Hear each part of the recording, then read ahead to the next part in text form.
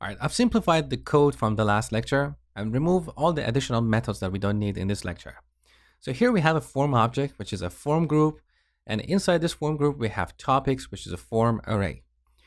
Now I'm going to add another property here, name, which is the name of a course. And this should be a form control object. So now we have all the derivatives of the abstract control class. We have form group, form control, and form array. Now to make this example a little bit more comprehensive, let's add another property, which is a group. So I want to have a subgroup inside this group.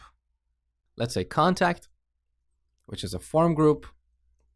And inside this group, we're going to have two properties. One is email, which is a form control. And the other is phone, which is also a form control. Now, there is a cleaner way to write the same code. In Angular, we have a class called FormBuilder that we use for building forms. So first we add a constructor here, constructor, and inject a FormBuilder object here. So FB of type FormBuilder. Now let's import this. Okay. So see how we can rewrite the same code using this FormBuilder object.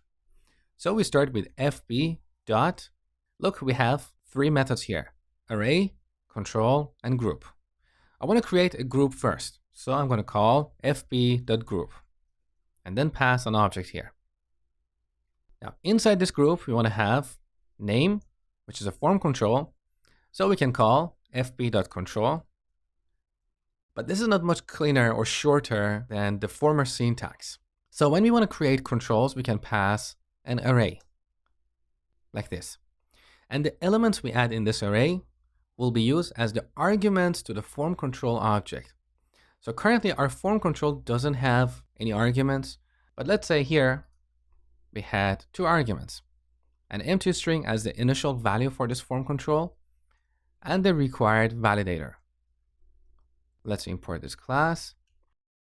Okay, now to rewrite the same code using a form builder in this array, we need to add an empty string and our required validator. So you can see it's a little bit shorter. Okay. Now the second control in this group is contact, which is a group.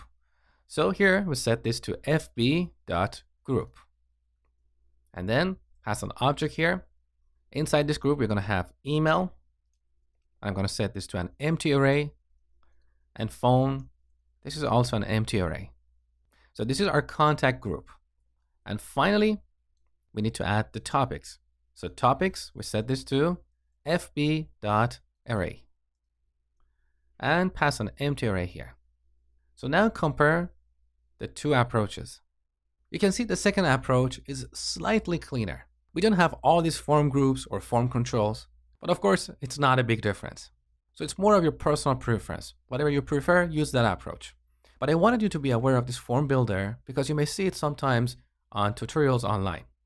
So finally, to finish this, we need to get the result and store it in our form field. So this.form, we set it here. And then we can clear this initialization here. So this is how we use the FormBuilder class.